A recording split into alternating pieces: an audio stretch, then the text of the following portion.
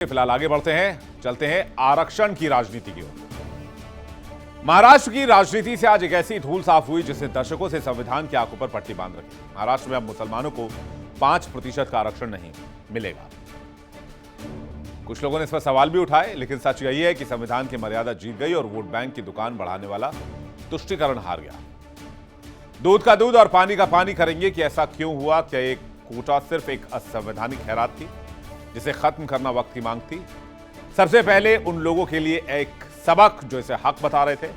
भारत का संविधान जिसकी कस्में खाकर नेता मंचों पर नाचते हैं, वो धर्म के आधार पर आरक्षण की अनुमति नहीं देता। अनुच्छेद 15 और 16 साफ कहते हैं कि राज्य किसी नागरिक के साथ केवल धर्म के आधार पर भेदभाव नहीं करेगा। तो फिर 2014 में कांग्रेस एनसीपी सरकार ने 5% का लॉलीपॉप कैसे दिया? जवाब साफ है, चुनाव करीब थे, उन्हें लगा कि संविधान को ताक पर रखकर एक खास समुदाय को खुश कर दिया जाए तो सत्ता तक पहुंचना आसान हो जाएगा। लेकिन इससे भी बड़ा सवाल यह, क्या देश संविधान से चलेगा या किसी चुनावी पार्टी के घोषणा पत्र से? इस संबंध में महाराष्ट्र सरकार के सामाजिक न्याय विभाग की तरफ से एक सरकारी प्रस्ताव जारी किया गया है। फडणवीस सरकार ने बड़ा फैसला किया, मुसलमानों को दिए 5% आरक्षण का फैसला रद्द कर दिया। 2014 में कांग्रेस सरकार लेकर आई थी अध्यादेश, विधानसभा में पास न होने से 10 सालों से इनवैलिड था।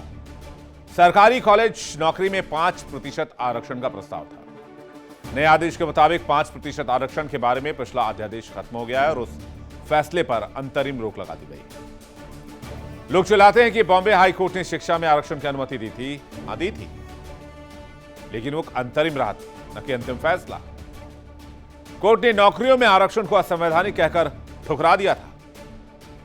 अब सवाल यह कि जब संविधान की मूल भावना ही धर्म आधारित कोटे के खिलाफ, तो शिक्षा में भी इसे जारी रखना क्या बाबा साहेब के सिद्धांतों के साथ समझौता नहीं होता? सुप्रीम कोर्ट ने भी बार बार कहा कि आरक्षण का आधार पिछड़ापन होना चाहिए, मजहब नहीं। तो फिर महाराष्ट्र में सियासी जिद क्यों? फडणवीस सरकार ने तुष्टीकरण की राजनीति पर फिलहाल पूर्ण विराम लगा दिया है। अरे कार्रवाई होना बाकी है। मैं सबसे पहले महाराष्ट्र के मुख्यमंत्री श्री देवेंद्र फडणवीस जी को धन्यवाद देना चाहूंगा कि वो सबका साथ, सबका विकास, सबके विश्वास कर, सबके प्रयास के लिए काम करते। उन्होंने ये दिखा दिया कि यहाँ पे महाराष्ट्र में कोई भी गड़बड़ी चलने वाली नहीं, क्योंकि एक महाराष्ट्र के एक बड़े नेता का देहांत हो गया और ऐसे समय में एक साथ 75 स्कूलों का ऑर्डर निकालना ये बड़ा दुखद समाचार था। तो इस पे उन्होंने कड़क कार्रवाई की। अब जरा सोचिए, अगर धर्म के नाम पर 5% का कोटा दिया जाता तो कटता किसकी जेब से? ओबीसी, एससी और एसटी के जेब से। आरक्षण की सीमा 50% है, विशेष परिस्थितियों को छोड़कर। जब आप एक मजहब को खुश करने के लिए अलग से कोटा निकालते हैं तो आप उन वास्तविक पिछड़ों के साथ न्याय नहीं करते जिन्होंने सदियों से अपमान सहा है या जो अंतिम पंक्ति में खड़े हैं। क्या एक अमीर मुस्लिम व्यापारी का बेटा उस दलित या पिछड़ेपन के शिकार किसान के बेटे का हक छीन लेगा जो वाकई आरक्षण का हकदार है? मुस्लिम आरक्षण को खत्म करना दरअसल सामाजिक न्याय की जीत है। अब जानिए कहां से शुरू हुई मुस्लिम आरक्षण की कहानी। 2008 से 2013 के बीच की कांग्रेस एनसीपी सरकार ने पहले 5 सालों तक रिसर्च की। मुस्लिम समुदाय को आरक्षण देने से पहले रिसर्च की गई। सरकार ने मुस्लिम समुदाय पर रिपोर्ट बनवाई। रिपोर्ट में मुस्लिम समुदाय के कुछ वर्गों को पिछड़ा बताया गया। इसके लिए आरक्षण की सिफारिश की गई। जुलाई 2014 में कांग्रेस एनसीपी गठबंधन की सरकार थी और तत्कालीन सीएम पृथ्वीराज चौहान ने मुसलमानों के लिए आरक्षण देने का ऐलान किया। शिक्षा और सरकारी नौकरी में 5% आरक्षण देने का ऐलान सरकारी आदेश के जरिए लागू करने की कोशिश हुई। यह फैसला विधानसभा चुनाव से ठीक पहले आया, इसलिए राजनीतिक विवाद भी हुआ। अगस्त से सितंबर के बीच नियम को लागू करने में कुछ शुरुआती दिक्कत हुई। कुछ शैक्षणिक संस्थानों में एडमिशन के लिए 5% का कोटा लागू हुआ। नौकरी वाला हिस्सा भी नोटिफिकेशन में था, पर जमीनी स्तर पर पूरी तरह से लागू नहीं हो पाया। अक्टूबर 2014 में मुसलमानों को 5% आरक्षण देने के फैसले को बॉम्बे हाईकोर्ट में चुनौती दी गई। बॉम्बे हाईकोर्ट ने अंतरिम आदेश जारी कर दिया। शिक्षा में 5% आरक्षण जारी रखने की अनुमति मिली। सरकारी नौकरियों में 5% आरक्षण पर रोक लगा दी गई। नौकरी वाले आरक्षण के लिए पर्याप्त ठोस डेटा नहीं है, कोर्ट ने दलील दी। 2015 से 2018 के बीच अदालतों के बीच ये मामला झूलता रहा। सरकार ने ओबीसी एसईबीसी श्रेणी के अंदर लाभ देने की बात कही, अलग मुस्लिम कोटा की जगह लाभ देने की बात मानी। 5% मुस्लिम कोटा पर कोई नया मजबूत कानून नहीं आया, मुस्लिम कोटा पर नीति लागू नहीं हुई।